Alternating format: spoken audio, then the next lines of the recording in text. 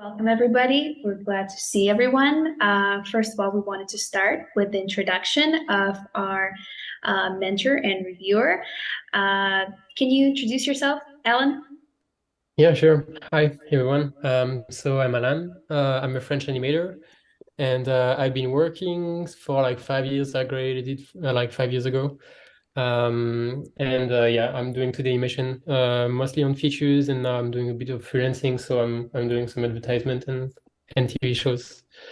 Should I talk about the beginning of how I studied animation? So I'm from France, and I grew up in the countryside. In the countryside, I went to high school, just did science until I was 18, and while I was trying to think of what to do for the future, I was like, oh, I want to work in the movies, like Harry Potter, doing VFX. I grew up like thinking I would do a VFX stuff basically. And so after high school, I started to draw. So I graduated from science in high school, and then I wanted to go in a school called Superfocom in France, like in the north. It's a 3D school because I wanted to do VFX at the time. And so to get into the school, you need to do a test to get into the school, and you need to draw.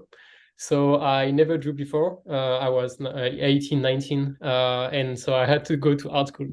So I went to a private school to learn academical drawing in Paris, and I did l'atelier Day, which is 1 year, like less than 1 year. It's like 6 month training course for like live drawing, painting, basic drawing stuff because I was very bad. So I did this for 1 year, and that's when I met different people from different backgrounds wanting to do photography, like illustration. Some people were into animation, so that's when I started to discover 2D animation actually. So yeah, I discovered 2D animation. Like people were talking about Gobelin, like preparing for Gobelin, the animation school. And I was like, yeah, I don't know. I don't really want to do this. I think it's not as good as 3D. And then once I started to actually learn to draw and everything, I was like, oh, actually, that's very difficult. It's kind of like a nice challenge, and it's actually it can be fun. So after a while, I just decided to maybe start to want to do 2D animation, and I tried to go and do 2D animation in Gobelin. So I prepared as much as I could, and then I did try to get in. I didn't get in. I had like terrible marks because I didn't draw before. So after 1 year of art school, I went to another public art school actually in Paris to actually get to draw more because I was very, very bad. So I did 2 years of the second school was l'EPSA in Paris. It was a free school.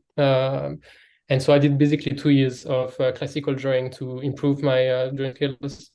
And I failed Gobelin. So then I decided to go to another school in Luxembourg called LTAM, because it was a free school. Because I'm not coming from a rich family, so I had to choose what could be affordable for me. And so I get into the school. I had to test, and I got in. And then it was a 2 year school, but mostly just to the animation, very basics. And so I think at the end of the first year, I was supposed to do an internship for my diploma, and I got lucky because like there's one of our teacher that was he was a layout artist on The Secret of Chaos with Cartoon Saloon. So he knew some people from Cartoon Saloon, and at the time they were doing the production for Song of the Sea. So my teacher just told me, hey, if you're interested, I can just give your mail to another studio doing production. I mean, Cartoon Saloon. And so I tried. I sent my some of my exercises from school. I think at the time I had already only like 4 months of studying animation, so it was very basic. And so I sent a mail. Cartoon Saloon said they were not looking. I mean, they were not looking for interns. They already had their own. So at the time they were doing co-production in Denmark with a studio called Norm, and that's where I applied. And so I did a test for the internship, and I got it. So that year I went to Denmark internship on Song of the Sea. And so I got into this internship. I think it was like a month and a half or 2 months. And I was very lucky because I did a test for the internship, and it was I looked at it again like I think 3 weeks ago, and I was on my hard drive, and it looked very bad. So I think they were very kind. And so when I get in, it was the first time I left France, and I went to a different country. Also, at the time, I didn't know how to speak in English, so it was very minimal. So I come to that town called Viborg in Denmark, and that's the town where there's the school called the Animation Workshop. So I've been around like at Norlum doing the internship on Song of the Sea and learning like the school. It's like an animation community, so there's like studios and the school. So I really like the place here. So I finished my internship on Song of the Sea. I come back for my second year in Luxembourg to get my diploma and finish. Like I did a small film with some classmates. And my goal was to then apply to the animation workshop to do a bachelor in animation, because like after 2 years of animation, I think I was lacking some skills, and I just wanted to get like a deeper understanding. And so I decided to move to the animation workshop because I like the place, also because the fee, the school is way cheaper than French schools. Like I think it's like a third of the price. So like the environment and everything was just good. So I decided to, after Luxembourg, to join the animation workshop, and I got in. And so yeah, I got in Denmark. I stayed there for 3 years and a half, and I've met like amazing people. I think you already had like Amanda on this like stream. Yeah. I was in a class, and there's a lot of friends that are working on animation that are from there. So 3 years and a half, doing mostly 2D animation, also doing some 3D in second year. And then the graduation movie later, like in the third year. During that time, animation workshop, I think like we can talk about it. Like, I think we don't talk enough about it, but I had injuries from overworking, like tendonitis, and also burnout at some point. So it's like I went through an arc there and learned a lot of things from animation, also like social life, and then also the artist sustainability in general. I think it's a cool thing, and I'm still learning. And so yeah, during that time as well, while studying, that's why I had like some tough times. I was also working with Norlum, the studio I was working I went an intern to. So I think in that span, I did an internship on Long Way North. It's another feature film for like the summer. Then on and off, I was helping for some animation, mostly in the weekend or like in the holidays. So I've done some advertisements for Psyop. I did teaser for a TV show that was like it was an Amazon show. They were making like one pilot episode, and it was called Eddie and the Rings Eternal or something. Like it was a cooperation with Captain Saloon as well. So I did like different productions in that time while studying, which helped me to gain a lot of experience, to be fair, but it was also very hard. And then so I graduated in 2018. But for the end of studies, you have to do another internship with the animation workshop. So I was applying around for production stuff like internship, but also work. And I got like the Studios of Kabul, not as an intern, but it counted as an internship. But I was working there, so I left Denmark for a few months. Like I think it was 7 months, and I went to Luxembourg in a studio called Studio 352. It's a very famous studio, mostly working in feature films across Europe. So I went there for 2 years and a half. I started with Studios of Kabul, which lasted for 11 months, and then after a little bit of a break where we did small production, then we moved to Wolfwalkers. Like I was a full-time employee, so I was not. I was just joining production as they were coming. So I did Studios of Kabul and Wolfwalkers mostly for 2 years and a half there. And I think during that time, the most important part, like for me as a key point, was meeting a mentor there. It's an animator called Nicolas Debré. which is a very, very talented animator. He was supervisor on The Illusionist from Simon Chomet, and he did like so many like feature films. Like he worked at Disney Australia as well on Lilo and Stitch 2. So there was like in Luxembourg in the studio there was one guy, Nick, that was like amazing animator, and he was my supervisor. So I decided to stay there for 2 years and a half and just work with him because he was a good mentor and a good friend. So I had a very good relationship there, and there was a lot of learning curve for me from there. Yeah, and so 2 years and a half there with Nick. I then left because like I wanted to move from Luxembourg. It was 2 years and a half there where I had to commute. Luxembourg was too expensive, so I was living in France, like in the frontier, and it was like I had to commute 3 hours per day every day for 2 years and a half to work. So I decided to leave after 2 years and a half. And then I came back to my parents' place in France for a bit, and I was expecting to come and work on My First Dragon in Kilkenny for the first time in Saloon after Song of the Sea and all those production plus Wolfwalkers. And finally, I was getting into Saloon working on the next feature.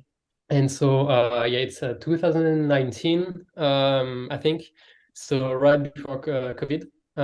So I got stuck in France, in my parents' place for like 8 months. But in the meantime, I studied remotely on My First Dragon. And then I finally joined in the summer of 2020, Kilkenny. So I was in Ireland for 2 years and a half. I did the whole production for My First Dragon. I think it was 19 months in total with like animation testing and everything. So the production was long, but yeah, that was that. And then after My First Dragon, I got lucky to be part of the small team of animators. I think we were like 5 or 6 on the season 2 for Star Wars Vision, one of the episodes. So I did that for 5 months, and then I finally left Saloon. I needed a break from feature films and long projects after that. So I started to do freelancing last year, end of last year. And so I started to do some freelancing, and I started to work for Titmouse last year, end of last year, for 2 months on the show called Scavenger's Reign for HBO Max. So I did 2 months there, and then I took a long break because I was expecting to work on a new feature in the next year, and it didn't happen.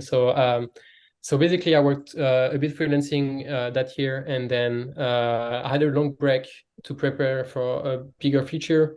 I left Ireland in the meantime because I was supposed to move countries, and then the movie got canceled, so the work was canceled. So now I'm in France, and I'm doing freelance since the beginning of the year. I've been mostly working with the line and Titmouse again. I'm still helping on Scavenger now. Yeah. And that's pretty much it. That's what I'm doing right now. I'm working for Titmouse. Yeah, it's amazing. A lot of work. Thanks. I think it was also like mostly feature films, so it was like long productions. I think overall, like feature films are like 10 months, and then My First Dragon was the longest, 19, and that was very, very long. Like the stamina you need is good. So can you tell me what you prefer more, like long stable job or freelancing and changing projects? So like freelancing for me is very new. It's end of last year. And after like 5 years, like 4 years or so of feature films, like this is the first time where I need to find clients, find like gigs that line up. So I think it's a bit stressful. But this is very new, so I'm like trying to stick to it for a bit of time and see like in the mid long term if it's working for me. This is definitely a different pace. So like I like the stable thing because you just like work on the feature for like the same characters. You sort of get the style of the director, how they want to, how much work you need to put on the rough, and you get to understand better. Yeah. Like right now on the French gigs, it's quite intense.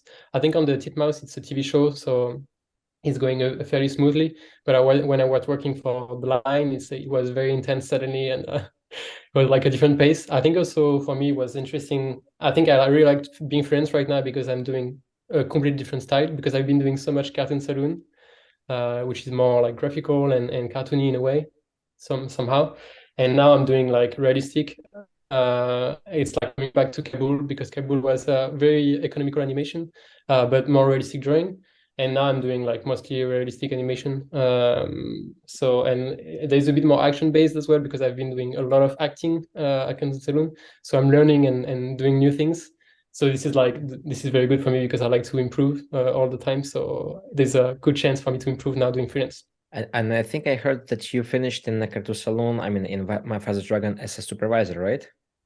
Yeah, I was a lead animator. So there's like a lead. supervisor and then lead and then the animators. So I replaced one lead that left and didn't take an extension. Yeah, it's at the end. impressive. And it means like, lead animator, it's who does retakes to general animators, or because supervisor, it's who kind of prepare work for animators, right?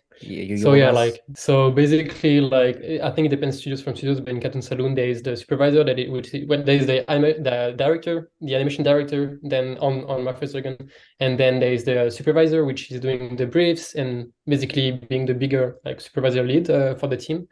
And then the leads are basically animators that also gives like notes and help out the supervisor. So at the end I was like taking some shots and doing drawovers or having calls with some animators to help mostly on the technical part of animation, more than just the brief. I was just trying to help drawings and animation. So supervisors on Cartoon Saloon on that project didn't do like retakes, only lead animators did. Okay. Yeah.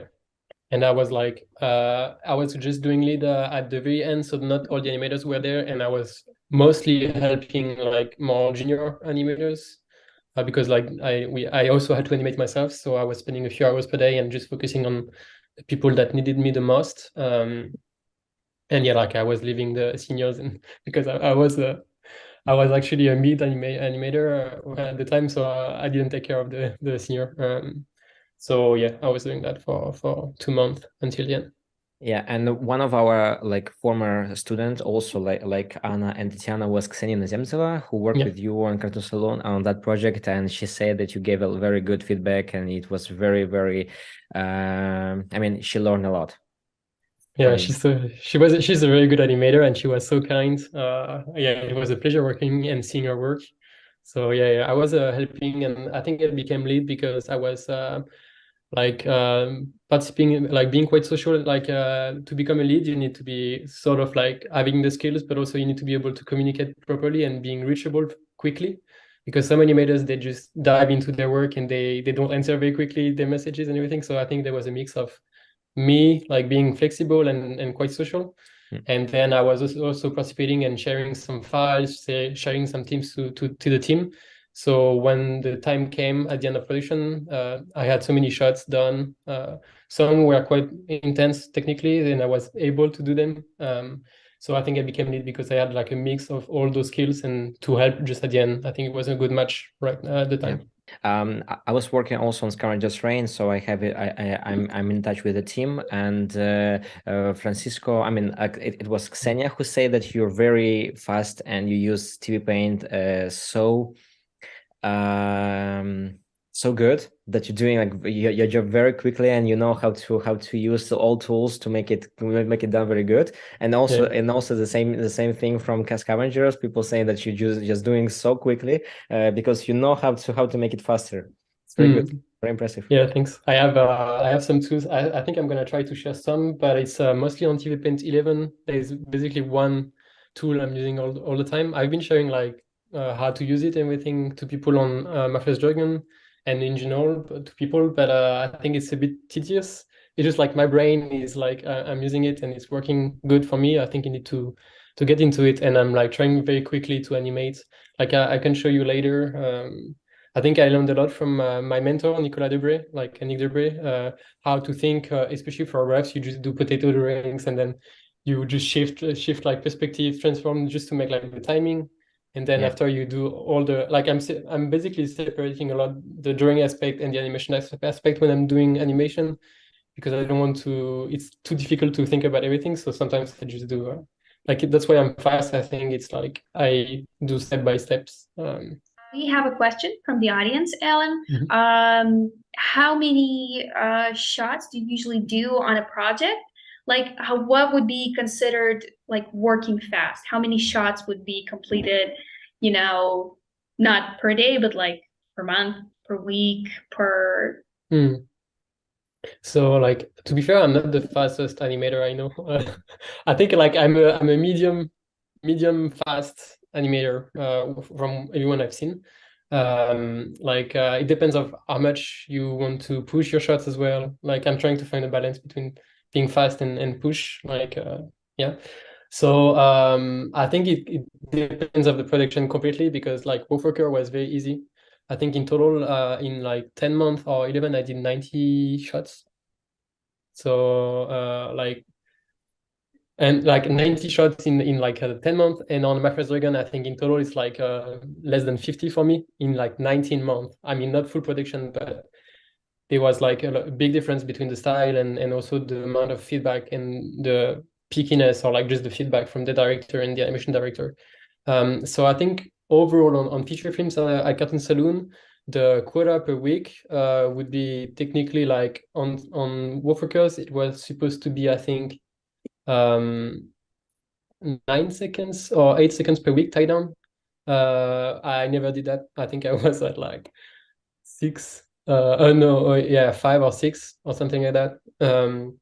And then on my first Dragon I think the official quota was supposed to be 6 seconds per week, and no one ever did it because it was way too complicated with the pipeline and everything. I think in total we did like 4 seconds per week on average. I think I was fairly good at almost reaching the quota all the time during all the productions. And depending of like at some point you get way faster or you find shortcuts, and that's why I developed techniques to go way faster because I was like struggling to keep up and keeping the quality as well. So yeah, it depends. Mm-hmm. So just to reiterate, how many shots did you do on Wolfwalkers and on your father's dragon? On Wolfwalkers, you said 19 or 90? So 90, just 90. 19. Yeah, less than 100.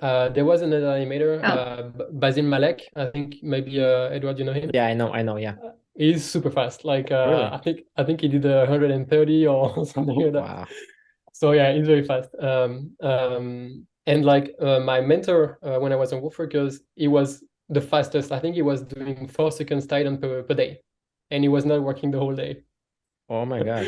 So that's why my mentor was like so good. I Wow. was like, I need to get as good as him. So I was like trying to get like Wow. the tricks, you know. Wow, yeah. But like I'd like to mention, I think not every second is equal. So like you can do a lot of like seconds in a week if you have like simpler shots. Some are way more intense, so it will take way longer. So on average, like I think it was 4 seconds, but yeah, it's depending also on the style. Like right now on Scavenger, I think on the Star Wars Vision short film we worked on, I think the deadline was very short. So I think we were supposed to do 8 seconds per week. And at the end of production, I had my numbers and I was a bit over 7. So it was difficult, but I was doing 7 seconds per week tie down. And then on Scavenger, I think I kept the pace. So I think I can animate like 7 to 8 seconds maximum per week. But yeah, it depends of the style and how much retakes you're gonna get. And yeah, just one last thing. I think you shouldn't, I mean, you should care. I think you should care a little bit of your quota in general, but overall it's like a team effort. So you don't have the same pace all the time through the months on the production. So like the team is balancing everything together. Like so, sometimes I'm gonna be like super like I have energy and everything, or I'm very focused and I will do a lot. And some weeks are horrible. Some days are bad as well. So it's like in general, it's gonna be balancing with yourself, but also with the team. That's the most important. And then if there's an issue, we need to, as a team, try to make it work. Like I think Edward, you were also on what's the TV show from like Hachette, Primal. Yeah, Primal. Like I think this is very high quota as well per week. I think it's way more than what we are doing on Scavenger. So you need to adapt every time with the production, and you will do a bit more cutout or more economical. So yeah, you shouldn't. Yeah, numbers are relative. Like it's depending every time. Of course I'm real. If I was made up, could I do this?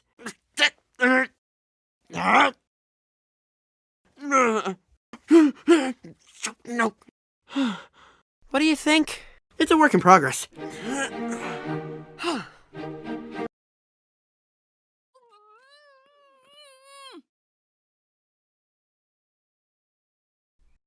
Hello, Mrs. McLaren. Look, Elmer. He could get it in no time. Hey, Mr. Linson! Morning, Elmer.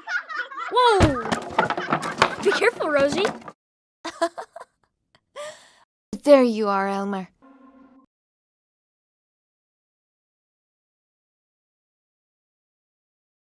There's nothing to understand. Put the cat back wherever you found it, or Mrs. McLaurin will tell us to go. It's not that simple. Because I have enough to worry about, okay? Yeah. The one who took your bird. I seen her before. Fucking English soldiers. Who do they think they are? Bossing us around. What was that? Nothing. Get a move on. Yes, sir.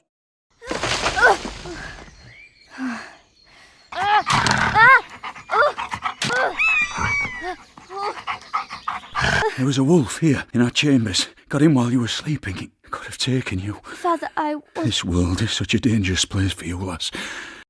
I promised I would keep you safe. But don't be afraid. They are in our forest. Let's go. Okay. Hi, my name is Anna. I'm right now studying at University of Gator, and mostly our curriculum goes about how an animation and a project is made in general, but I really wanted to deep dive into animation, so that's why I decided to pick up the courses, and they've allowed me to deepen my understanding of what animation is and what it consists of. So happy to be here.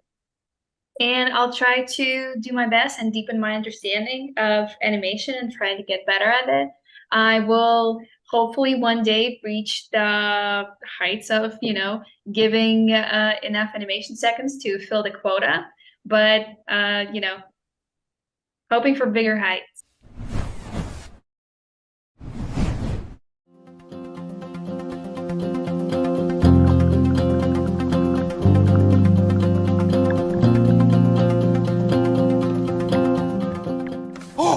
Ladybug! Make a wish! Make a wish!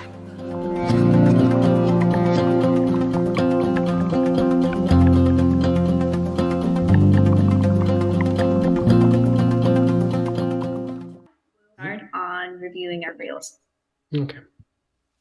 So overall, congrats on the shuttle.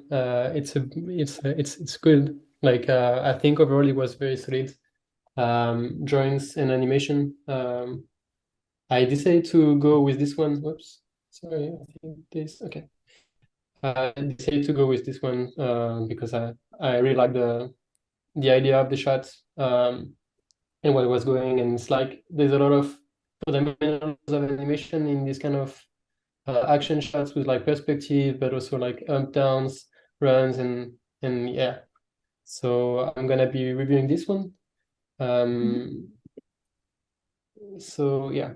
So I just separated the characters so I can move around the stuff.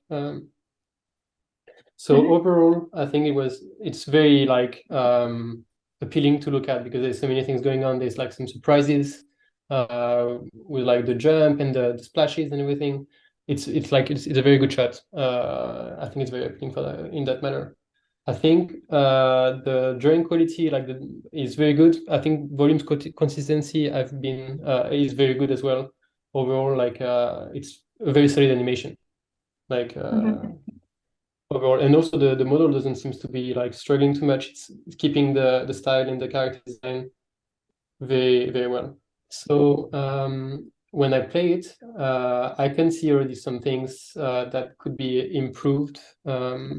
Mostly like arcs, just to make like the shot extra good. Also composition wise, I will duplicate your character animation, and then if I move it around, I'm going 2 seconds. I'm gonna take this. So overall, when I look at your animation, if I just turn on the alien skin, I can look at the arcs you're giving, you know, like oops. She's gonna take some if it's okay, or I can change the color. Anyway. Like if you see you're doing like this kind of motion here, like you have this head here, and this one goes back there.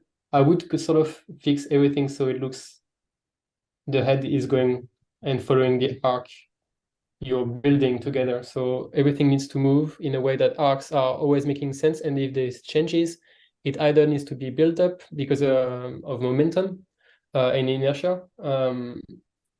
But sometimes you can break it depending on the style. But right now I can see some mistakes of spacing and arcs there mostly. Mhm.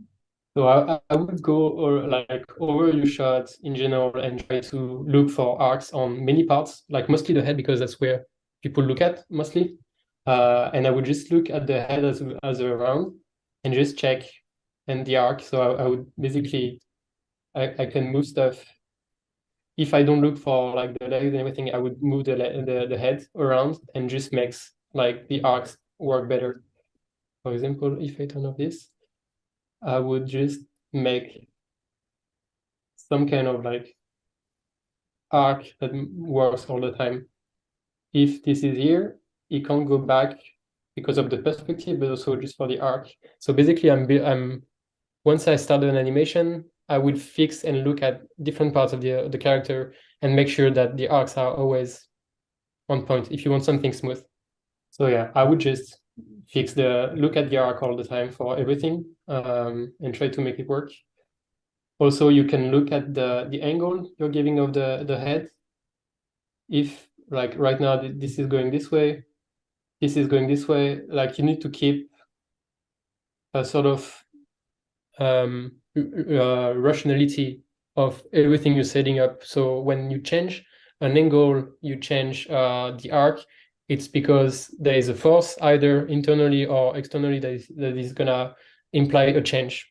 So yeah, I would just look at everything like this. I would try to separate and think first of the head and then the hips, which are the fundamentals of, like the hips is a fundamental for like moment, like the placement of your how it's called, center of gravity. Like there's different parts that you need to think of when you animate, especially physical animation.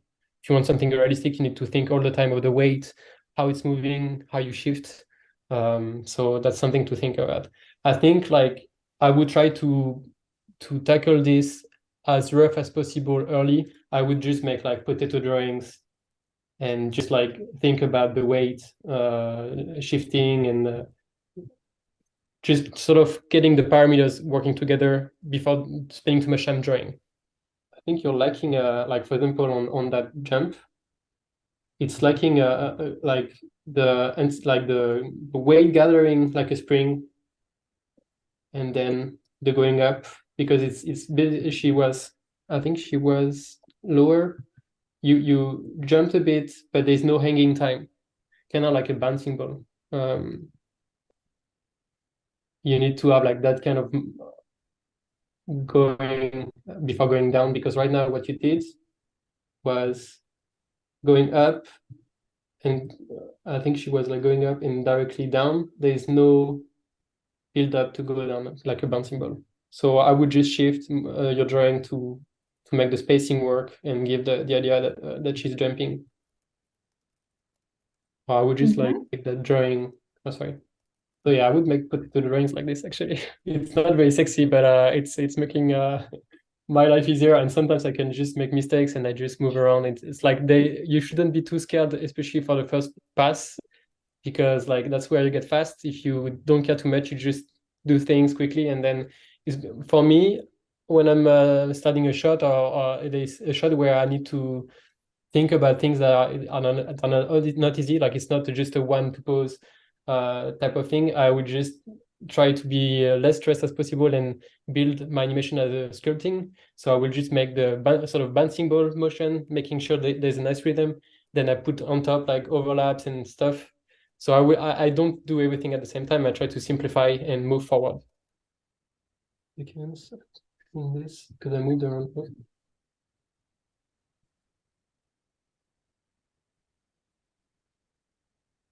So basically, I would just go through everything like this and fix that, those arcs and everything. And then like for elements like the hair and everything, I guess that's maybe how you did it, but I would do it afterwards.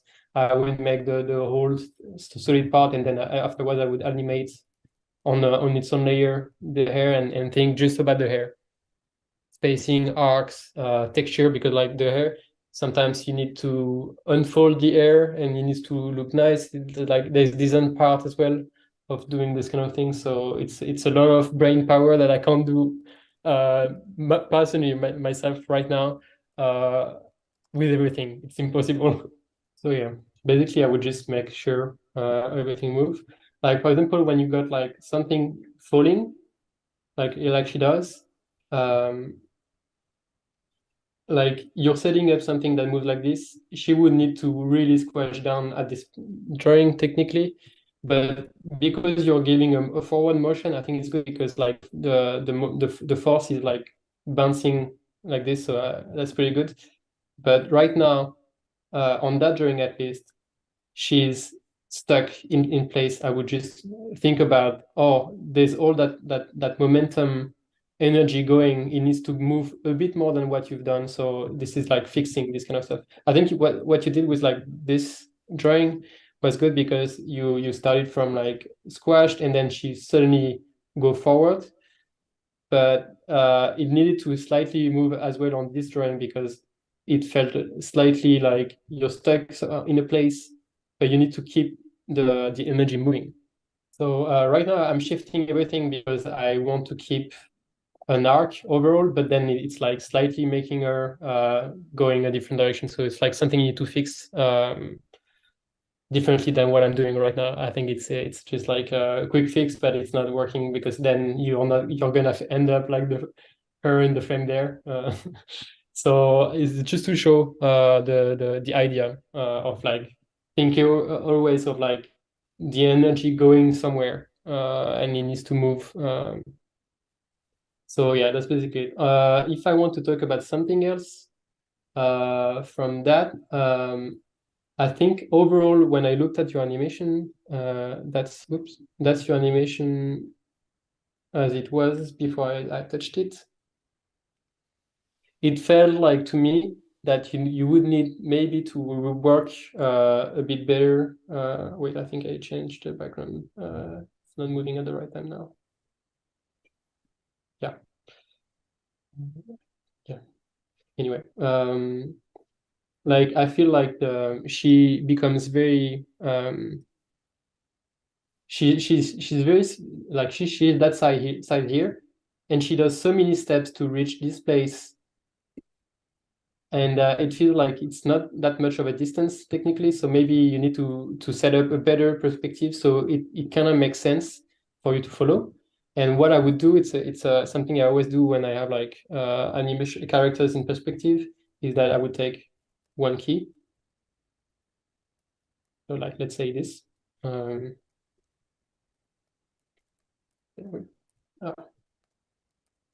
then I would basically try to plan and make a guide for perspective throughout. So basically I'm using an FX. I think it's in all TV Paint versions. It's the keyframer. I think it's one of the most used FX. So you would go in the effect tab in motion and then the keyframer. It allows you to key things and you can move them around in general. Basically, I'm going to show you this later for the tips, but so basically I took your drawing and I'm setting it up following the perspective grid. When I see this drawing, I see this point is like on the horizontal line. I see where the fit contact is. I will go resize it around and then try to place it and making it at the right size. So usually we would do, it's like you can do it by hand, but I'm using tricks to go faster. So I would use this FX, and then basically now, oops, I can show you. I made the two keys, and then I'm following the perspective grid. So it will help me to make sure I have the right size every time. Because right now you see, if she's that size here, That's the key I used like behind. When she's on the edge, she needs to be that size here, but on your animation, she's quite small still. So if you want to really give perspective and stuff like this, you need to think and lay out and making your keys are very solid in perspective. So everything will look a bit more volumetric and cool. So yeah, so basically trying to set up. I can't do that trick with like her already keyed and as a guide, because like you have a camera move and a zoom in, zoom out. I can't do this. It would need to be done on the layout without the camera work, because right now it's impossible for me to match it. Yeah, so I would try to think about this so you have like a better sense of depth. For another thing to talk about, I think on the shot where I was like, oh, that's really cool drawings anyway. The animation looks good here, for example, but the arc overall of the motion is slightly like stuck in places. So what I would do, I would just shift around your drawings so that the arc is sort of working, but I would make it a bit better by just shifting around. So it's basically almost the same arc, but a little bit like more. Well, actually, she should go down. So basically, sometimes I would just do this kind of stuff. Well, I already animated everything, and then I shift around, so it just looks better. It's not the cleanest, but it can do the work. And so, yeah, for composition-wise, I would just try to make like the arcs a bit more appealing by making a better swoop. Like, I think your arc was slightly flat, but you can be sort of generous and try to really make it like nice and whoopy, especially for cartoon animation. So it's just shifting the drawings to make a slightly more beautiful arc in a way. So basically I would do this on like, also this arc was slightly, you can see a sort of ghost place of the character here. I don't know if you can see from the streaming, but basically the arc is also a little bit flat, and like overall in the composition, it felt like the character could take more space, so the shot looks like in terms of composition very full and rich. So I would basically try to rework the arc so she is she's taking a bit more ownership on the canvas composition space. So yeah, basically sometimes I would do this like very rough. Like I think this is a bit too late in terms of production shot. But I would try to rough out my potato drawings of the character. I'd be like, oh, actually, like maybe she should go bigger. And the arc, she really, if I could just start a new layer. So yeah, I would just try to design basically my shots. So the character, you need to sort of think about staging. I think that's what they call in animation. I don't think about that term in general, but like I would look at my shots and sort of think about abstractively how it feels. If the character is taking enough space, if it looks like it could be pushed so it looks more appealing. And that's something you need to sort of figure out in this thumbnailing pass.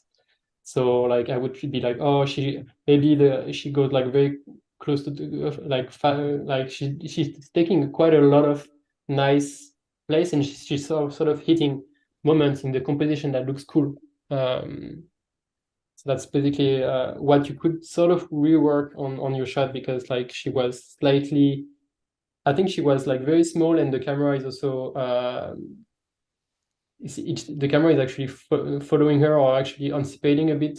So she's like, the camera could be like she could be jumping and the camera is following. I think there was like notes around like I've listened to some streams and from Mehdi and everything, and he was talking a lot about this as well. So yeah, you need to sort of think about how the character is interacting with the canvas, the composition. So yeah, basically that's the whole point I was trying to talk about. The arcs, it's like the arcs can be a technical side of animation on how to fix technical like mistakes of spacing or arcs, but also an arc can be designed to take a better space in the screen so it looks cool. So now another part of the animation that I can talk about is more like volume, or it's kind of like similar to talk like the stuff I was talking about, the angle of the head. everything needs to make sense. And like for example, here, she's jumping the head. For me, I would think like, oh, actually the head needs to be slightly tilted down because she's pushing up and maybe the head is heavy. So if the nose was here, like she's jumping, like I think if it was a profile, she would be kind of like this. And right now you had her kind of like chilling midair. Yeah, just like thinking about those things.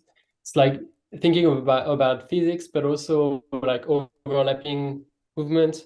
And it looks better because when you plan this, you would have basically a ball moving into space volumetrically and everything sort of builds up. Like I think for now, like this drawing as well, I would have her actually having the most tilt maybe on this drawing here up, because that's what makes sense. And maybe she starts to see the floor and then she can start to tilt down, but then like she needs to be keeping going, because right now you set it up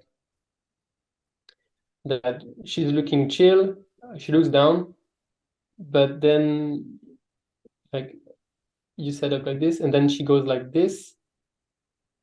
I think it's okay, but I would just make it slightly different. Yeah, sorry. Thinking as well. So yeah, right now I was working just on thinking, like it's not necessarily how you should do your animation, but that's sort of what I want to share, was how I'm thinking about it. Is like you get like that jump, which is cool, and then you set it up your drawing like this, with like the head is this and this is the body. And because the whole thing is shifting like this, to me, I'm seeing just volumes that needs to make sense. If this is going this way, I'm gonna try to make everything follow that idea, because right now what you have is that you start to lift and then she gets stuck kind of flat, but technically she should keep tilting. And actually it's gonna give you the perfect sort of it's making the point that you actually go to that drawing, that good drawing you did, but like the actually drawing you did was like she's like this, but then suddenly she's flipped. And actually when you sort of try to make sense of physics and momentum, then actually it's going the right direction, and it's just matching everything perfectly to hit that role you wanted. So basically, yeah, that's what I would try to go through your shot and try to make sense. If you really want to work on physics, that's sort of what I'm thinking about. So now I would like, it's kind of like here as well, like she's going up. I think she would still have the head slightly up, and I'm sort of doing this frame by frame because I'm not very good with the pose to pose, especially on the rough pass. Like I just do everything a mix of like pose to pose and straight ahead, because I think physics is a lot of thinking of arcs and everything, and to me it's easier to do straight ahead, like with the experience and feel. But I think it's a lot of experience and just seeing shapes, and that moves in the right feeling way. So yeah, basically that's the main thing I wanted to talk about. Then I think volume-wise, you're keeping the character well, so I'm not gonna talk about too much about character design. I think there is some issues where it looks like she might be. I think it's not necessarily drawing-wise. I mean, it is sort of a drawing-wise, but your drawings are always very solid. But there is some volume stuff you can think about. Like I think right now the head sometimes gets flattened, or you need to flip through to make sure your volumes are well kept. If she's tilting her head down, the ear should go up and stuff like that, like just basic acts of basic volumes. I think you did well with the bend here, but the ear was getting stuck. I don't know if you see, this is moving this way, but the ear was there, and this is like everything you need to think about to make like solid animation.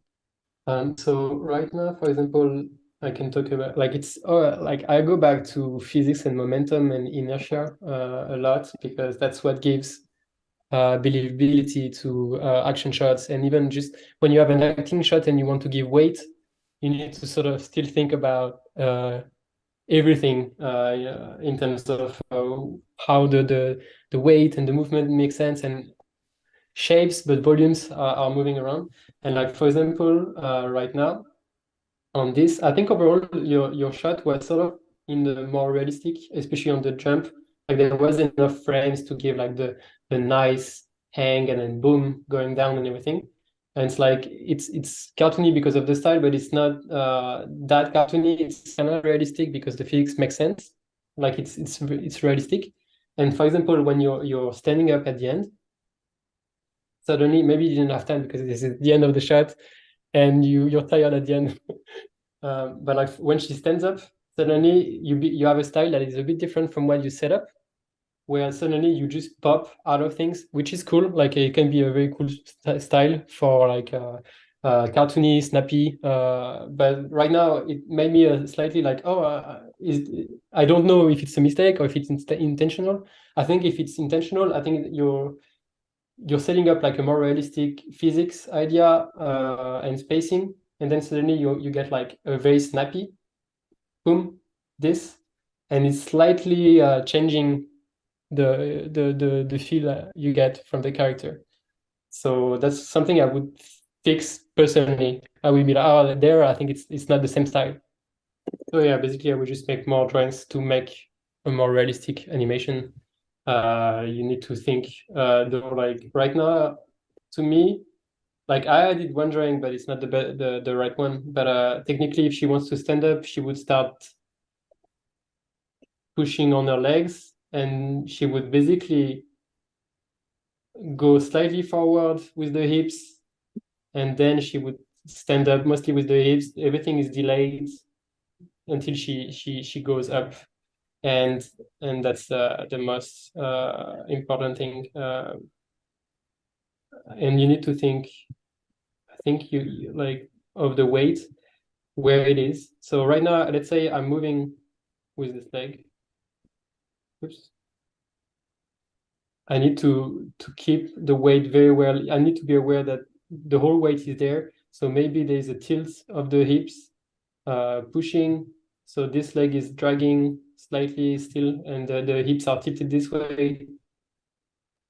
And then it's still pushing there. So I have no weight on this leg. But like here, I still need to have some weight because otherwise she would be jumping or sort of like something like that. I don't know, like I'm thinking about this as well, where I felt like somehow there is no sense of weight. So yeah, basically I would just make more time to hang there, make more in-betweens and everything, so it looks just a bit more realistic. I think I don't have much time, but you see, like this is a bit less snappy. This is not the right physics right now. I need to think, and I think on the call is difficult.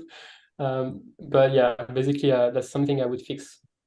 So apart from this, I think there is also, if I can just give a little bit of a note, is that I think I would spend a little bit more time on your main key here. I think it's a very lovely key actually. I think yeah, I would take a bit more time to stop there. So you just play a bit more with your timing before you go down, like you did here. But I don't really. I think she's bowing, right? She's saying she's doing like ta-da, right? Yeah.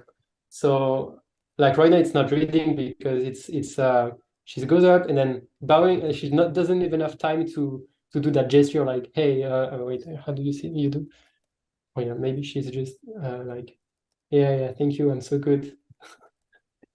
But then you need to stay like a few more frames, so you read the da-da, and then she goes up and go do a life,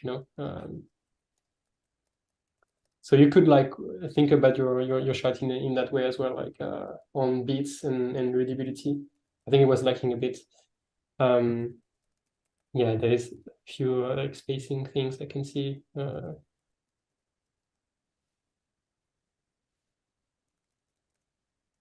Okay, I would just be a bit. I think it's difficult to do it on the spot, but right now what I'm seeing as well is like she goes to that pose and then quickly she goes out, which is good because in general, when you want to start moving, you have less ease out than when you want to stop a movement. So you can do something that can do like this and then ease in, but you need way more frames to finish a movement than to start. So I think that's a good thing, especially when you want to be economical. So yeah, I'm just gonna show quickly in terms of like just taking longer, making more frames to go to that pose here, so it reads. And something is one of the tips. Like to save time, I would reuse parts of drawings. So like right now, for example, I settled to that key here, and I want to go out because you didn't have drawing. You had this one, and then you go directly here. I think it was lacking one. So I have that drawing, which is that was to finish, and I just copy paste and I reuse it. So you get like a sort of boom, boom. Like it's something I use all the time for head drawings or everything. Like if I can reuse every drawing I did and just make it look nice, or then I can adjust maybe the expression or anything. But I copy paste drawings from other people, drawings directly from the model sheet, or my own drawings as well. So I don't have to do it, and keeping consistency is the best. While you're finishing the review on the first shot, we have a question. What kind of tips and tricks do you use to help to have like consistent proportions on a character? You mentioned a couple of them, like that you copy images, but is there something else that you also do to keep yourself? Yeah. So basically, when I'm looking at my shots, I would sort of find the keys, the most extreme keys of angles of, like, for example, let's just talk about the head drawing. I would look at my most interesting drawings. Like if I have a character that needs to look up, I will try to find the most extreme there. Then I would look at my other key. Let's say, wait, where is my drawing? Okay, here. Okay. Let's say then I have another drawing where the head is tilted this way, and basically I would design them very well, like trying to make them as solid as possible. And then I know that maybe I want a drawing that is similar to another key, and I would just spend a lot of time when I'm starting to do a tie-down, drawing good keys, but then also planning all the in-betweens. I'm basically finding the best keys, making them very good, and then finding in-betweens that I can do between them, doing them very good, and using those in-betweens as new keys for all my shots. So like, for example, I would get that drawing there. I would do stuff on the spot just to think about volume and drawings. I know this is my most extreme during that moment of my work, and then this is the most tilted here, and I will just take this drawing, look at it, and just like make my most extreme down. So it's basically like, it's just a lot of drawing. This is like one way of thinking about it. And I would basically make all my drawings like this. And I know that the in-betweens around here, I will just trace and prepare and do all the in-betweens on the spot, and then I will copy paste everywhere. And this is the same for like more extreme tilts and stuff. I would do plan and in between everything and just reuse. So this is this is the mindset, but I have tricks I can show. So I would also just use like, let's say I'm trying to think how to explain. I have one character, I don't know, like you have the basic technique where you want to do you have your model sheet, and you have the frontal, and you have like the profile. And for example, if I want to make a good drawing, I would just take this. Let's say I want to make, oh yeah, wait, I know what I want to do. So I want to make that key here, the same drawing but tilted down, and I want to make sure it's proper, I would do this. Oh, sorry. And basically you need to sort of, oh, I have a glitch. Okay. So you need to think about this, and I would use model sheet, and I would start to track everything. It's basically just tracing and making sure axes that needs to move down are perfectly down, and then you need to track with the stuff. So I would use the model sheet to do that. So that's one way. And then once I have all my keys, like now I have a new drawing that is perfect, and then I have I don't know, I need to make a drawing where it's different. It's like maybe, wait, let's say I want to have a drawing this way. What I would get is take the, let's take what I would do. Oh, I would need a top view. Oops.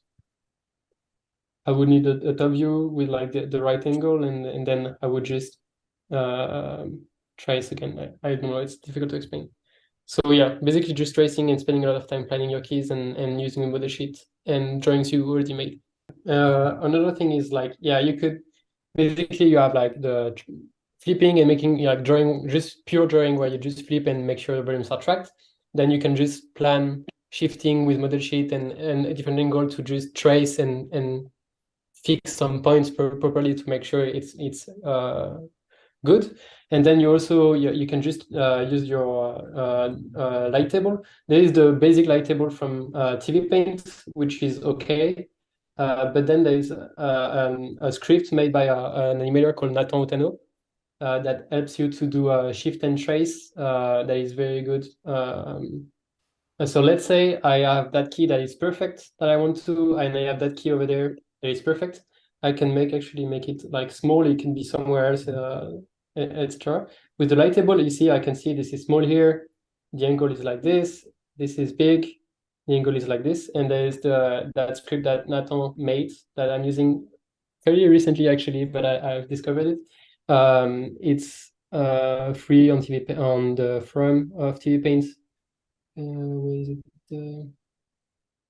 It's basically some shortcuts you need to understand. It's the out of peg tool. I think this is like a game changer, to be fair, like I didn't know before. So let's say I want to make a perfect in perspective in between of her like this, and I have my two keys are like this. So I would try to, I would think about like the nose, like let's say the nose is here now. So I would point and look at the nose. I'm like, oh, I want the arc of the nose like this. So I'm basically making a quick rough like that. And then I set up my shortcuts, or you can use the buttons. But basically what you do, you click once somewhere, you reference the nose.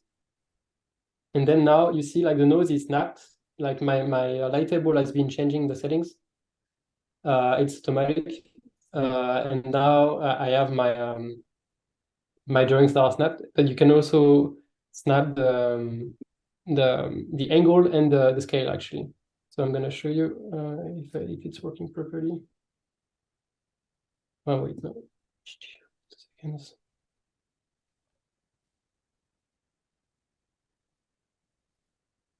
No, it's not working anymore. 2 seconds.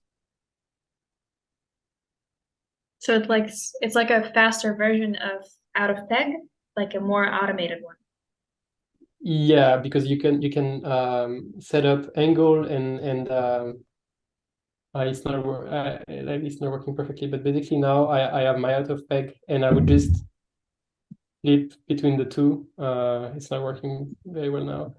But basically, I would out of peg and just flip and make sure it's good. Right now it's not working though. But, so yeah, like I can't make it work right now. I'm sorry, guys.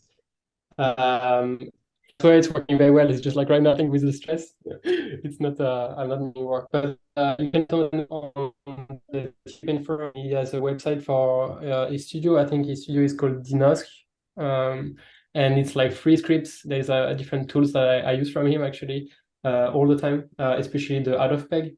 There's good documentation, and he can answer questions So please, guys, check it out because it's better than the light table from the basic light table from Timecode. And then one last trick that is my magic trick, actually, that I would not recommend necessarily if you want to improve. But when you get like deadlines and stuff, and if you have to paint 11, that's no brainer for me.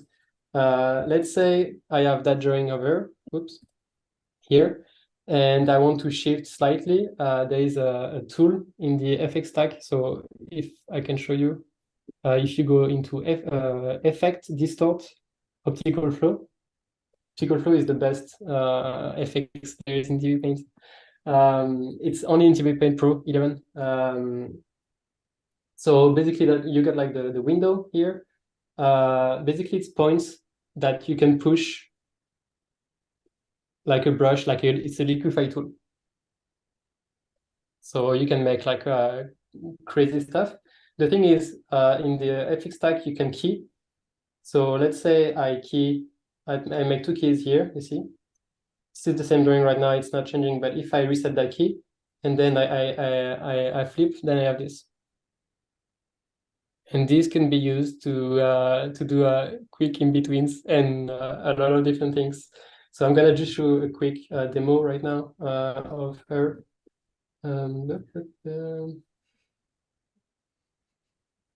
So I would get my optical flow. I would set the size, set the size is basically making the amount of pixels you want on the canvas bigger.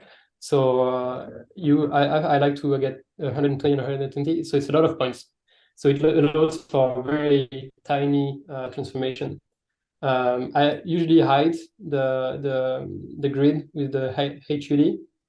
And then, I mean, I can get the HUD to show. So basically, you see the circle is the amount of pixel is gonna move, and what is in the center of my stylus is gonna change more technically than the rest. And this is a profile that you can change, but I don't want to talk too much about the profile. But basically, right now it's a liquify tool with like the inside of the brush moving the most. If I want to make her like tilt down, I would make a big brush over, and basically I would just sort of sculpt. I'm gonna hide now the HUD because I don't care. So basically now I can. My T-Paint is a bit laggy, but if I show you, I'm gonna show you afterwards. So basically I would build carefully the thing. So now when I flip, she's going down. But the thing is, like, you can also adjust the amount of your brush, so you can go thinner and go into more details and making sure stuff are worked properly. It's a lot of nitpicky, but it's a cool tool. So let's say now I have my 2 keys. I have this key and preview. Basically now she's like, it's not very well done, but she's doing this right. And this can be animated. So let's say I'm breaking down the frames quickly. Okay. So if I show you, like now I'm stepping through, and there is like the whole thing, but it's constant. There is no easing is out, but you can get like a graph editor in Paint. So let's say I have my keys now. There is different tools as well. You can also select what you can transform only. So like in the selection tab, you can highlight what you can only move. Like if I do stuff, it's gonna just move what's inside. So you can play around, plan everything so you have good keys and you select whatever you want.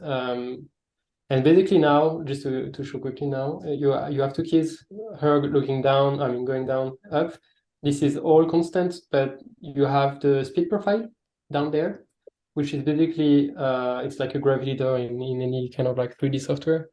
You have the time, and then you have the one key A, key B at the end. So if I want to just make easing is out, I would use preset. And then if you understand the graph editor, then you can get like this kind of stuff very quickly. So now you can play with this all the time.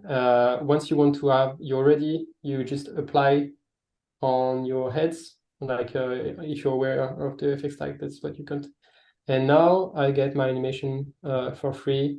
If you plan properly, very well, your transformation and your keys, it's gonna make wonder. I've done so much of this, even on MFD in production work. You don't like, yeah, I'm not supposed to, but I've been doing it to save time, and I've showed to my fellow animators in general. It can be very well done if you know how to use it.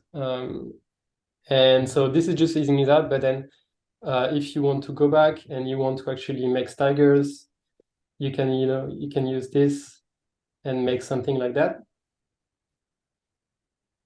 I'm gonna just apply to show you what it does. Basically, it's just a graph editor, so you can get automatic in between for free.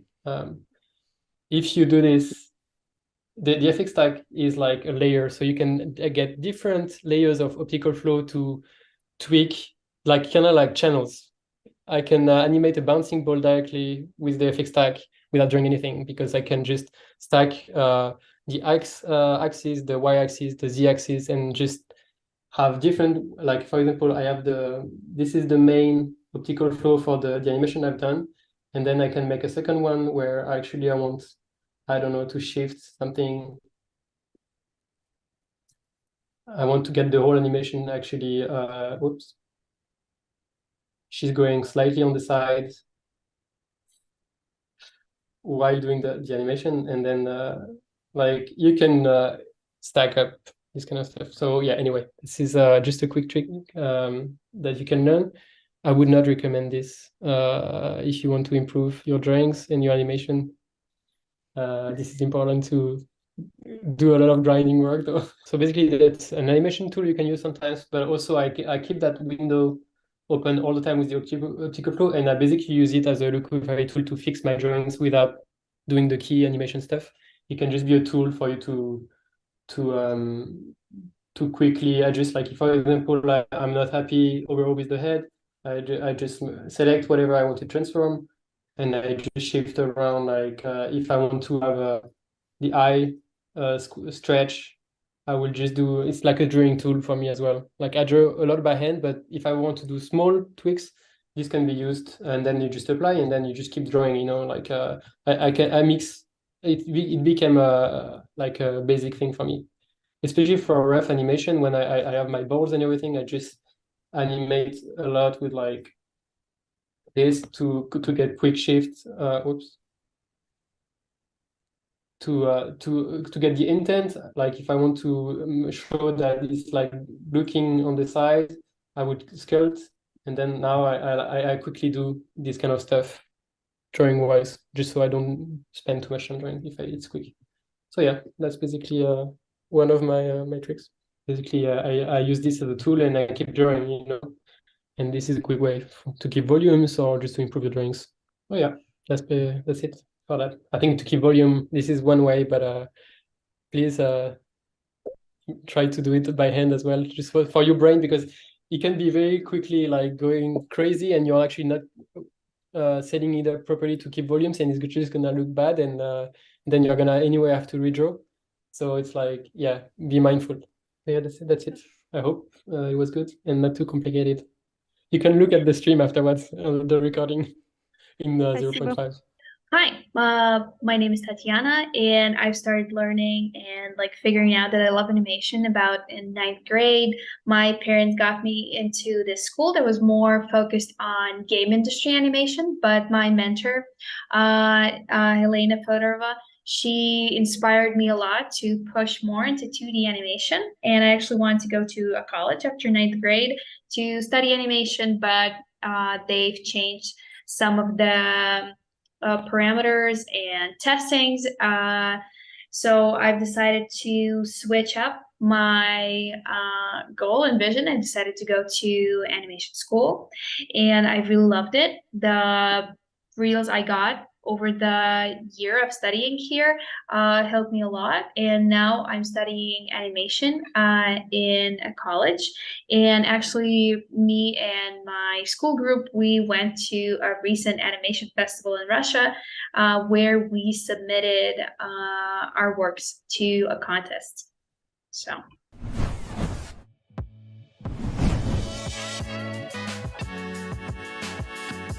fine, have it your way.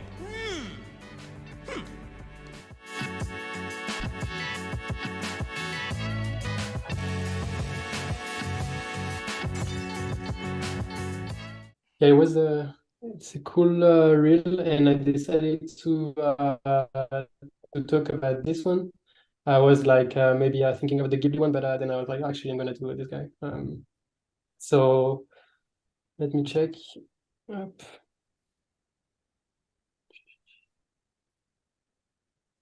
So like, yeah, also I didn't take the Donald Duck, like the ducks at the end, because it was action. And since I gave feedback on a more like physical shot previously, I was like, maybe we can talk about acting or just like stuff like that. So I think overall, this is a pretty cool, cool shot for acting. Like there's different things that are working good, like you're hitting very well, like the in terms of timing. So there's some timings that are nice, especially like I think this is called like the fine on the right time is pretty cool. So yeah, like timing and idea is pretty good. There's a few things that I think you can try to think about a bit more. Like overall, I can see there's like some volume inconsistencies.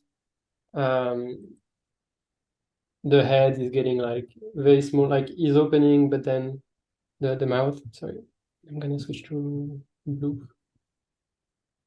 Like there's stuff in volume that I can see in general that is a bit something you can try to focus on.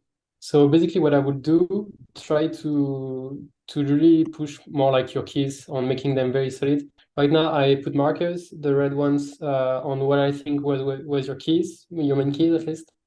So when I step through, like right now it looks pretty good, but you can see that some shapes are already sliding. Okay, 2 seconds. I don't know what's going on. My brush is tricky. Oh yeah, okay. Okay. So you can look at the key. It looks pretty good when you look like this and everything, but there is some volume inconsistencies, especially on the face. Like you got like that shape here. If let's say this key is your best or like the most on model, you can see the shape. Even though the head is going forward, it's like slightly going bigger, and actually the consistency of the shape is not set. So I would basically rework a bit your keys to make them very solid before actually in-betweening everything, because if you move along in your animation and like breaking it down, putting more in-betweens, but your keys are not solid, the whole volume is gonna get lost. It's like you need to, I could take like a whole day making 1 or 2 drawings, even on simple drawings, making them super solid. And then the whole process afterward is so fast, because my drawings, I'm settling, the foundation of my shot are so solid that the rest is gonna be a bit more solid. If your keys are not the best, then it's gonna go downhill in a way. So right now I use the shift and trace. I should do right now, it's working compared to the other time. So right now this is your first key here that I shifted. It's shifted, traced. Whoops, sorry. That is put at your next key that I put in the marker. So now I'm flipping through, and basically I would try to track sort of every line. I'm breaking down a character I'm trying to think about breaking down a character in basic shapes to think about. So even though it's rounded, I would try to think about like some points that I want to keep track that needs to make sense. So everything is well constructed. And when you see this here, you could try to track your points basically and making sure it's moving along nicely. And you can see like now the space here was getting way bigger here. So I'm basically tracking every line, trying to make them sense. And if he's tilted his head up, like this angle needs to be like going like this. So it's kind of like flipping through and thinking about this. So I do draw. So yeah, basically I would just go and flip like this for all my kids, making them a bit more solid. So you get like a nice start for all your other kids. And you can do this for many things. I could shift trace just the body here and redraw, and then I could shift trace the head, and then I could shift trace then the body. I flip as well a lot. I guess it's like almost compulsory. I'm just checking all the time because my eyes get tired of seeing things. So, oops. So yeah, just spending the time to think about basic shapes. So yeah, I would do this very roughly, but trying to be try to think of basic shapes and basic lines. And sometimes my drawing will look very rough like this, but then I will go over and make it a bit tighter if it's too rough, because I can draw very rough, to be fair. But yeah, basically thinking of like volumes and like construction stuff, making sure that if the shoulder is here like this and you're going forward, my line needs to show that it's going forward and everything is like going in the right volume, basically. So yeah, I could do this for a long time. Like I said, I can spend all day figuring out my main drawings. But this is important because this is investment. Well, then you're sure everything is just gonna be solid. So yeah, let's say now I'm good with my key. I can remove the shift and trace I put, and now I'm gonna just flip through. There's gonna be some inconsistency, but then I would go over and making this a nice drawing, and sometimes I would adjust the stuff so it just nice and better. That's what I would do on all the keys, basically. So yeah, I would just do this on all the keys right now. It's like losing volumes and everything, or the tilts. And then I would break down and make all my in-betweens proper. Like this is one. Oh wait, I think. Oh yeah, no, the head is going way bigger. If like right now, the choice I've made is that the head is going slightly. It's not growing. I would just fix if you really want to give the perspective idea. I know the drawing volumes are good, but then I can just push the idea. The drawings that is good, but then I can just transform around to fit, to go back to your idea. So yeah, I could do this for a long time. Like it can happen that I will draw over the same drawing like 3 times. I'm gonna be rough, and then I'm like, oh, it's looking good. Then I flip, and after 20 minutes, I'm like, actually, no, I'm gonna rework it. I spend so much time on making my keys good. So that's basically one thing that you can try to work on. And then yeah, for example, right now, if I'm not very happy or I want to make it more extreme, I think this was a good drawing as well. I could just like fix. I make a new key, I just adjust, and then I can push. Oops.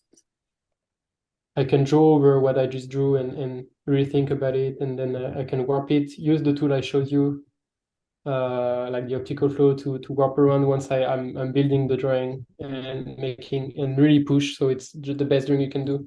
And yeah, so that's one point where you can rework your keys. So then everything is gonna fall into place in your breakdowns and in between, so it's gonna be nice and controlled. One point here, I can see a lot of like it's the hips placement and weight, like shift and legs. Obviously, it's a mid shot, so you don't see them. But it's important to make your character grounded to actually think about it throughout your performance, so it just feels the weight, and then you can do some slight shift around, and it actually makes sense. And sometimes my trick is really I'm making a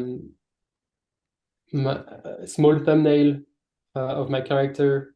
So this is very bad animation. It's not even animation, but basically I would thumbnail out my character, or sometimes I actually put it more on model, and then I just basically take my drawings, and then resize, especially on the rough phase. Then I animate basically the whole body, and then I just transform everything so it match with my shot, and then I'm sure it's actually grounded. And so basically, I would do this for a lot of shots actually. I think it's common. I think I've been looking at some Disney feature films where they for those kind of acting shots where it's like the like this, you don't see the legs. Sometimes they don't care. But when you look at very good animation, like I think the best 2D animation, at least in the Western, is from 2D DreamWorks, like Simba, Prince of Egypt, and everything is so solid. And that's the difference. Sometimes the animators, we don't have time. Sometimes you don't have time to think about the legs, and that's fine. But then you need to try to make an economical way that sort of doesn't look jittery or slightly weird. But I think if you can do it, it's gonna make your shots way better. Somehow people won't notice, but it's gonna be feeling so much grounded. That's sort of what I was doing on most of my shots on MFD. I've done so many acting sequences, like the moms screaming at Elmer on my first dragon. I've done all those shots, and I've been doing a lot of this kind of things. I think it's helping to give some texture to the animation. Yeah. Right now, for example, I'm working on this arm. There was some. It was not working perfectly in terms of drawing. I think you tend to avoid volumetric foreshortening. This can be helping to sell the idea of your motion if this is like a key you want to hit. If you start from like this or this drawing here, try to think on how to go about it that is the most natural. And I would literally rough out and make balls like this and see like, oh, actually my ball now is here. I'm gonna make one here. And sometimes I don't really know how I'm gonna make it, but I know that the hand needs to be sort of there. So I just do potato. It helps. So right now it's not the best, but basically I would look, especially on the rough pass, I would just try to think about the arcs of my elements, especially not just key to key, like let's say that drawing to that drawing, but also in the whole scheme of motions you're setting up as he's gonna fold his arms. So I'm gonna just think about the spacing and how I'm gonna move around in a nice way throughout. And sometimes it can take me a while to figure out what's gonna work. It's a lot of trial and error, I think. Yeah, so this is a way of trying to plan and see your animation. I go a lot of like straight ahead, very roughly. Sometimes it's maybe a bit too much, but that's my way. I guess how I can do right now. I think also if, like, for example, I'm sort of struggling, maybe I'm not good right now to sort of plan and keep that hand drawing, but that's maybe a point or like a note on that shot where I feel maybe your choices of keys sometimes can be slightly not fitting or overly done. So that gesture here might be a lot for, like, if you were realistically like fine having your way. Maybe I would then go like this before going there. I would be fine, and then I wouldn't go there, but I would just wrap around. And it's like making your drawings a bit more realistic if you think in general. So yeah, I would do this very roughly, trying to make it easier, figuring out. And when I'm doing this, like, I can think about the hand, but then I'm like, oh, when is the extreme of my shoulder?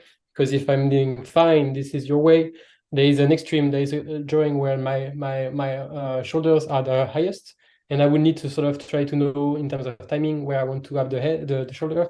Usually when I have this kind of shots, I would simplify my character of like head, torso, and like the key point in terms of acting is like the hands, the shoulders, the head, and I will try to go through all of them, making sure they are matching, because you want to have overlap and you need to plan them properly so it doesn't look overly done, but it still need to be felt.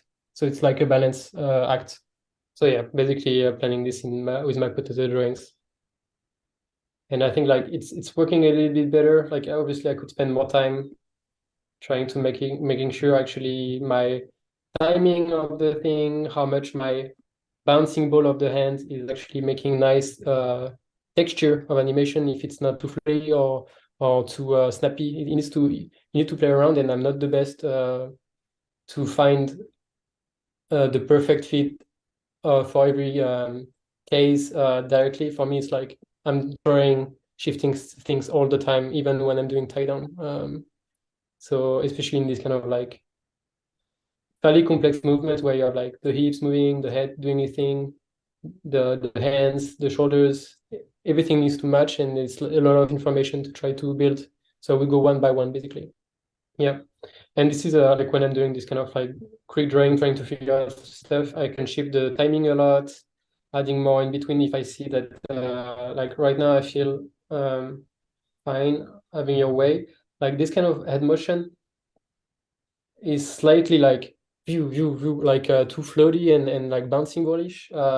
Maybe you want to adjust your timing so you get like more frame on this extreme where the head is reaching, so it reads like your way, and then it goes back and settle. And then if I look at your spacing, there's a few things.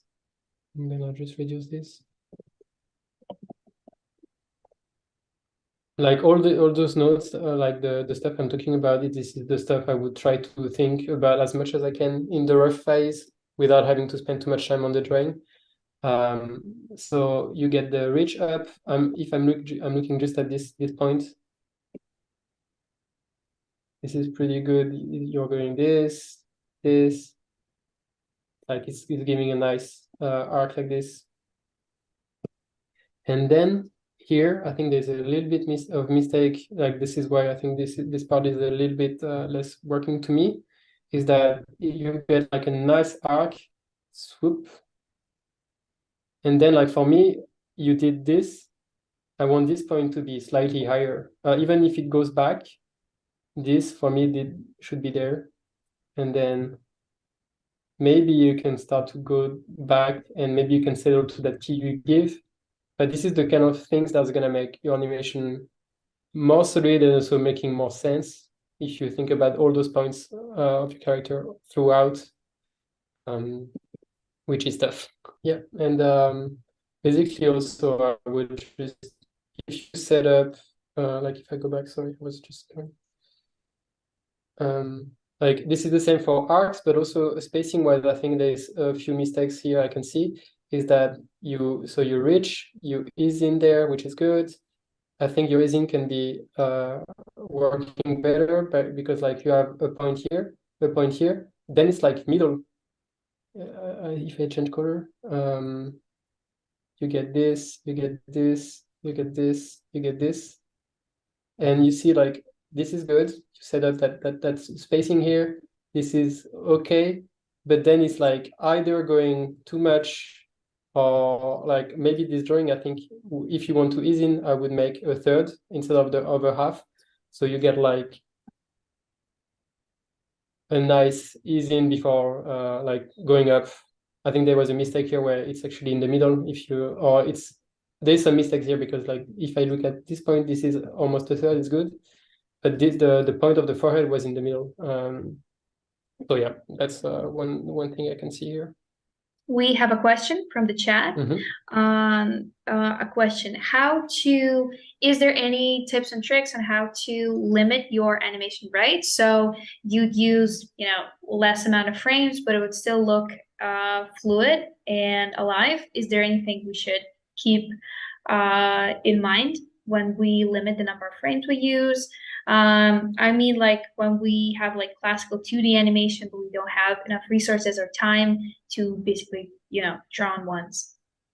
Yeah, sure. I actually mostly, I think on my first second we were animating on 2s, but so far now at the line or Titmas, I'm animating on 3s, 4, and 5. Like you don't need a lot of frames to make it smooth. What you need is good arcs and good spacing. You don't need because like if you want to give a smooth idea of something, you need, for example, for an arc, you need at least 5 points. Like you need 1 key, 2 key, the extreme of the arc, and then this point, because if you just you don't give, people can think your arc is going to be like this. So you need five drawings to give an idea of a curve. So I think that's sort of the minimum. You can get like 3, but or like 4 maybe. But as a general rule, I think I try to think of 5 drawings points to give like a nice, if you want to swoop.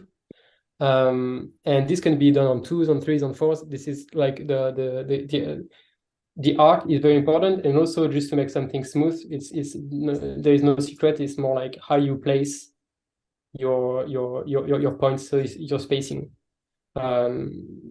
If you do those 2, everything is gonna look smooth, even though if you animate on 3s or 4s.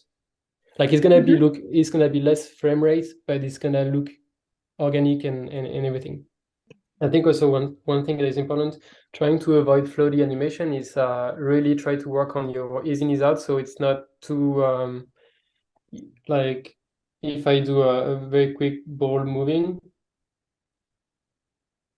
you need to really plan properly the ease in. If you want to get out of not doing too many drawings, you need to really think of very well placing the few drawings you're doing. So it's just the best you can do with the least amount of information you're giving.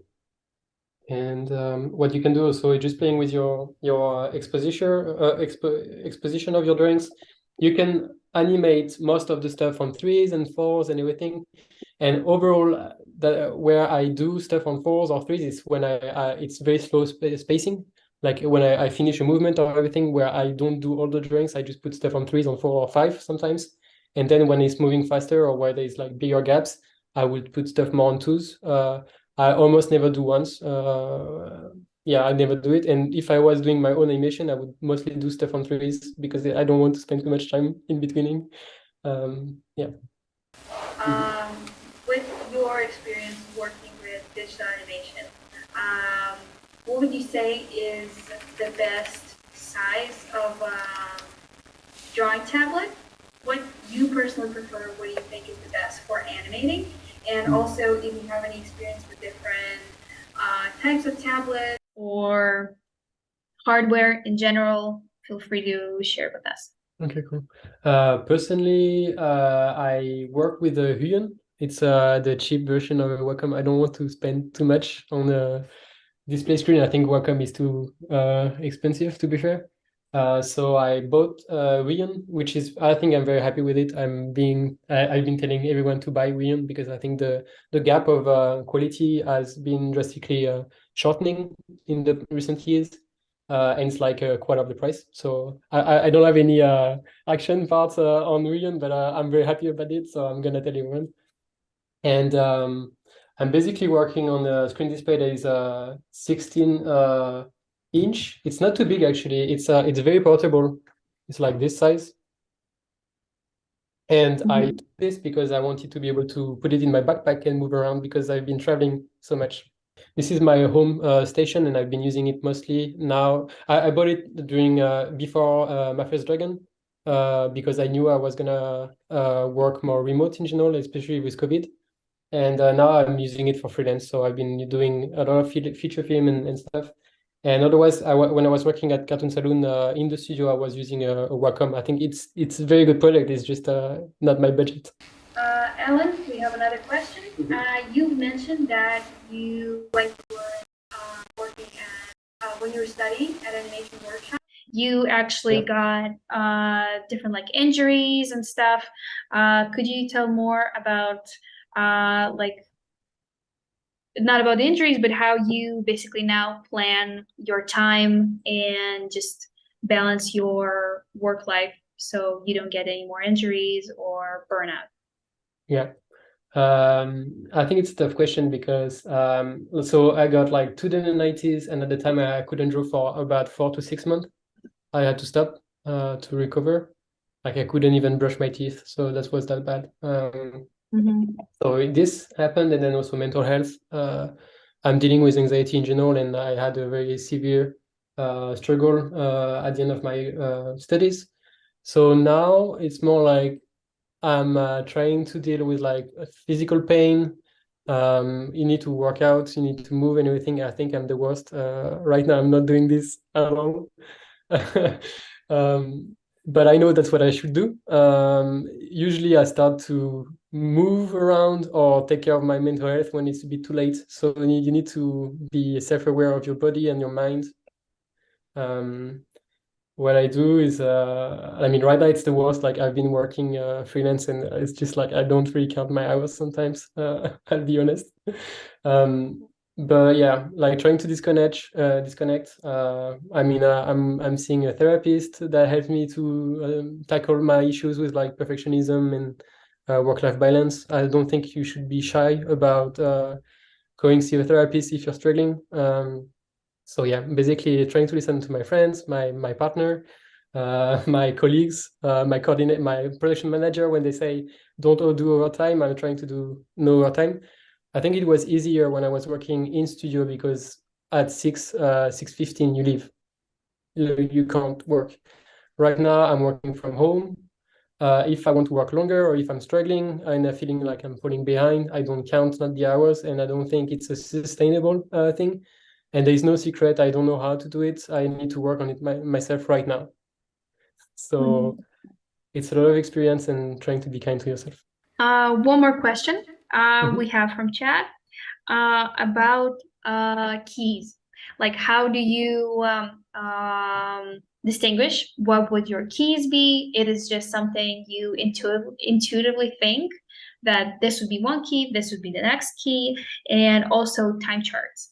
Do they help in the process of, drawing? Like, do you use them often? Okay, so oh wait, so there's the time charts and there was the keys and how to use time charts, and if you use them, do they help? So when I rough out things, actually I can show you some examples from my first dragon. I was putting stuff together. Let's see if you can guys see what I'm sharing. Can you see this? Mm-hmm. Okay, so this is the first pass rough I'm sending to my director. It's bad drawings. So it's just to give the idea. And literally that's what I'm doing as a professional guy. So just look at that. And basically what I'm doing, I'm not thinking too much about keys when I'm doing my first pass rough. I'm like, okay, I need to hit some parts of the beats. So it's like keys. But when I'm doing the rough, then at some point keys becomes drawings and then I don't care. And that's what I do mostly. So when I rough out, I don't think too much about keys except to help me to have a frame. But the keys are going to change, and also heads, tilts, shoulder extremes, everything is going to shift through keys. So for me, it's really hard to have one key that I'm going to keep until the end. I would do a few keys very well during my tie-down. And if I plan very well my animation, I don't need to change them, but usually I will shift stuff around and I will make new extremes. So there's keys on every part of the body to me. And about the time charts. Yeah. And basically time charts, I don't think about them until literally the last half hour on my shot. Except if it's like I would try to plan my animation in my head to think like, okay, this is one drawing, and from that drawing to that drawing, I need a lot of in-betweens, and I try to think of the spacing basically. I'm not gonna time chart that time. I'm just gonna do the drawings myself, or the drawings I need to give to the cleanup artist. And basically, I'm just gonna do the chart at the very end, and I'm gonna place keys where I think that drawing, I can't just give that drawing like as an in-between. There's so many tilts or delay. It's gonna be, I draw my tie-downs very tight. I can show an example again. Like I don't give too much room for interpretation. I think that's I can become a bit too tight as a tie-down animator in general, but at least like I do keys. You see my chart are very simple. There's a few breakdown or drawings in between. It's a lot of keys actually, because everything is moving. So it's difficult. I'm not the best at I'm not Milcall where I can plan and give a chart to someone and the animation is finished. I need to do everything by myself almost. So yeah, like basically my charts are very simple. It's more like keys to keys when I'm sure what I want to do. And when I give keys, it might be a lot of keys, but I try to make them very clean. And sometimes I would mark down the first keys you need to do to build the rest of the keys. So, and I reuse a lot of drawings, and I would note down, like for example, I have a key 41 here. And then I have an in-between 42 that is a 3/4, but which is for the whole body, I think. Yeah, that's it. Body and hand.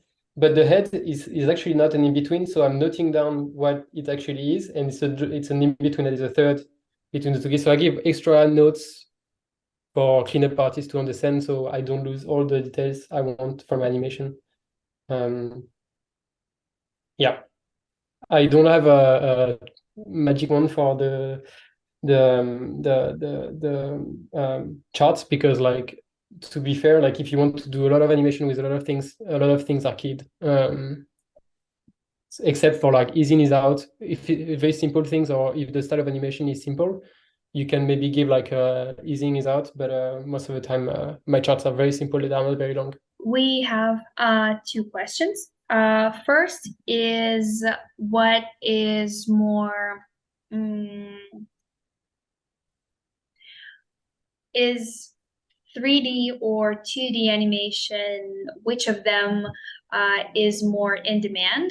And also, which is more realistic to get an animation job with, either like with 3D or 2D animation, and how much 2D animation is in demand in general, if you can give us an estimate, because I know that classic animation, 2D animation is a lot more in demand in Japan rather in the West. So yeah,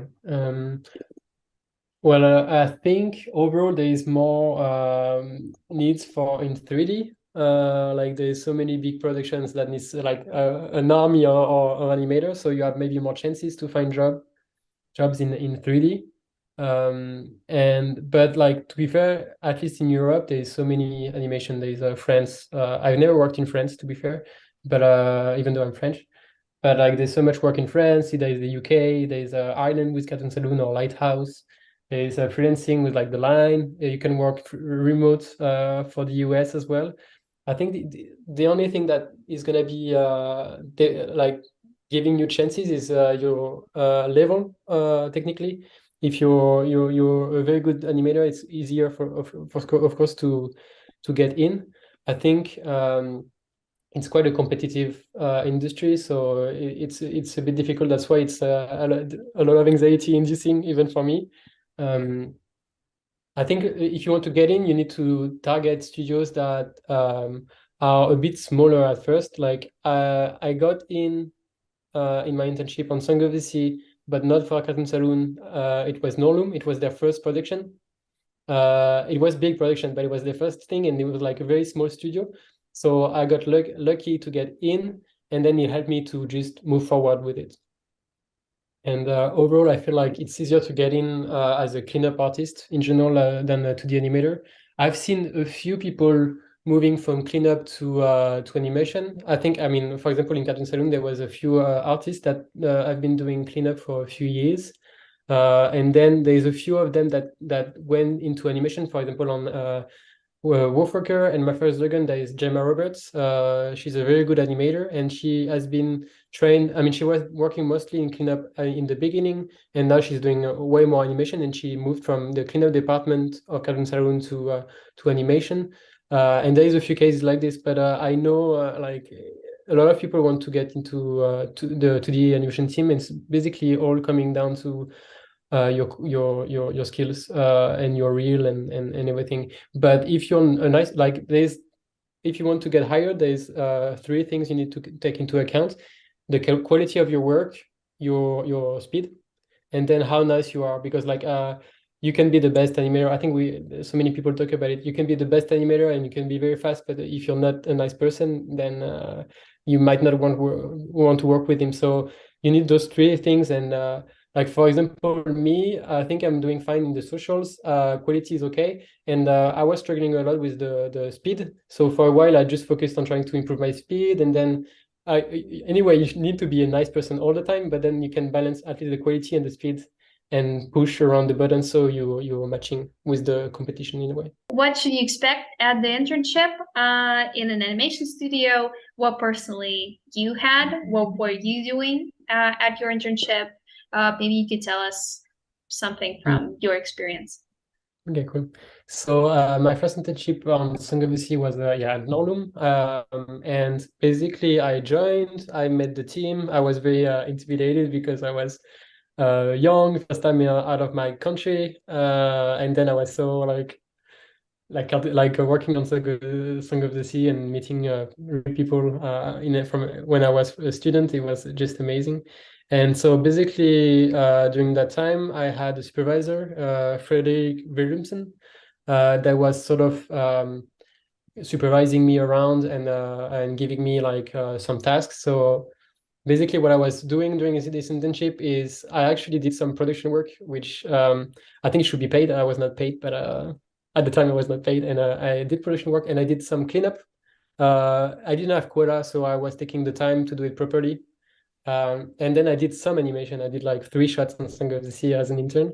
Very simple ones, but basically you have either an internship where you are trained by a mentor and you get exercises and feedback, and then some internship that I think they should be paid, where you do production work, but you need to be supervised and you don't need to be feeling like you're part of the production. You need to do quota. I think it's crazy to think about that. And the thing is, like, to get a good internship, you need to have a studio that is giving you the right environment. If you have a supervisor that is too busy to actually take care of you, it's not the best internship. And sometimes studios, they don't really do that. One more question we had is concerning about work. Whatever you're comfortable to share, we'd be glad to listen, but if you're not, it's okay. About payment, you don't have to talk like about your personal salary, but how much a person should expect, like as a rough estimate, going into animation as like a junior animator, lead animator, like different types of jobs. What would be the rough estimate how much they would be paid? I mean, I'm not too afraid to talk about salaries. I think my first salary in Luxembourg was 2,000 after taxes. That's what I was paid. And then now at Saloon at the end, I was 2,700, I think, after taxes as a lead. I think it ranged between 2,000 and like 3,000 if you're like a supervisor, or if you're an animation director, you can go at 3,500. But like depends of the studio in terms of budget. I was like on a feature film. If you work in advertisement, it's a completely different thing. Freelance wise, like right now per day, I'm trying to be around 300 euros per day.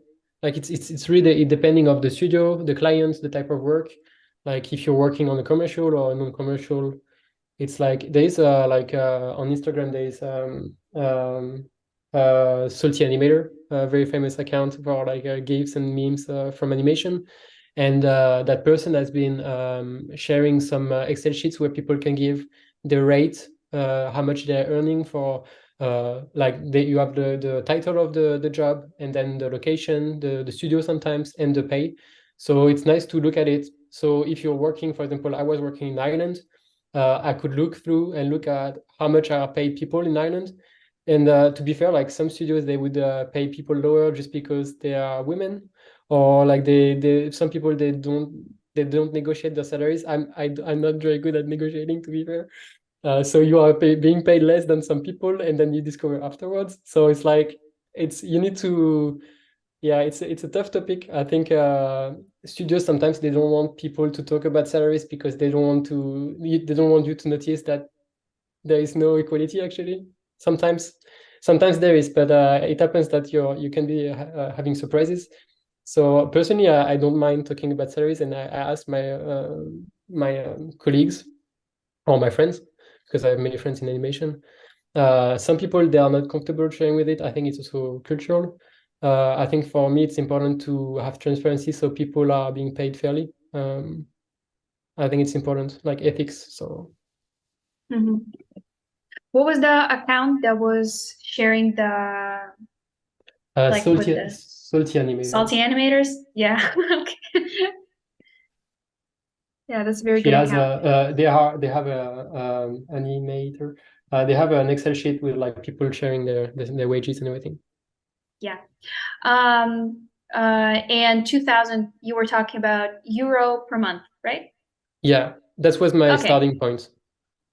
Just like to give a bit more info, I think also like the salary is important, but I think it depends also where you're located. Because like, for example, if I live in Paris, the rent is so much higher than if I'm living like right now at my parents' place. So the salary is gonna differ, like be different depending on the country and depending on your life cost, like in general. What was I want? Oh, and also one thing that is very important. You need to also take into account the amount of stress the work is going to give you. Sometimes a job that is less paid but is chiller is maybe a better choice. It depends of what you want. Because like right now, for example, also one thing in Ireland, I was and so far I've been only working 40 hours per week. I know in France the standard is 35 if you don't go overtime. And sometimes, for example, the salaries in France are the same. For example, let's say they are the same in France than in Ireland, but they are working 5 hours less. So the salary doesn't really count. You need to take into consideration the stress of the work, the amount of work, like hours. So it's a lot of things to think about, actually. Thank you so much. It's so There cool. Your tools and your feedback. Thank you. Thank you. I hope it was good enough. I was a bit rough, so pardon me. If you want, I'm available on Instagram if you guys want to show some work. If I have time, I can give some feedback. If I have time. Right now, I'm quite busy, but it's nice to reach out to people, and I like to help. So.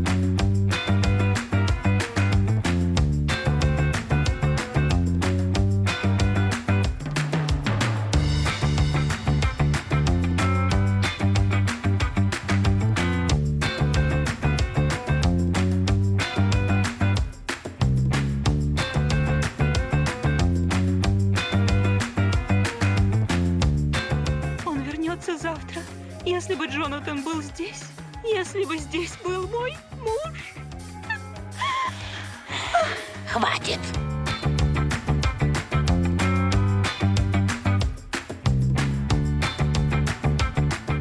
Мне страшно, Крис.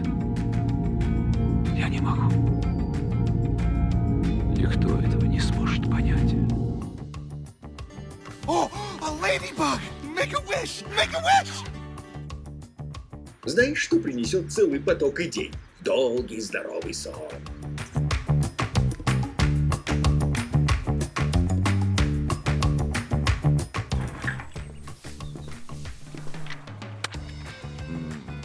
shouldn't be a problem. In a world of locked rooms, the man with the key is king. And honey, you should see me in a crown.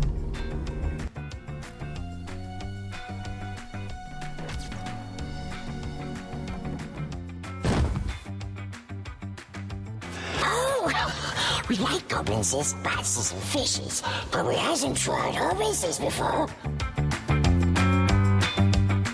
Hi, I'm Murdoch Nichols from Gorillas. Welcome to my crib.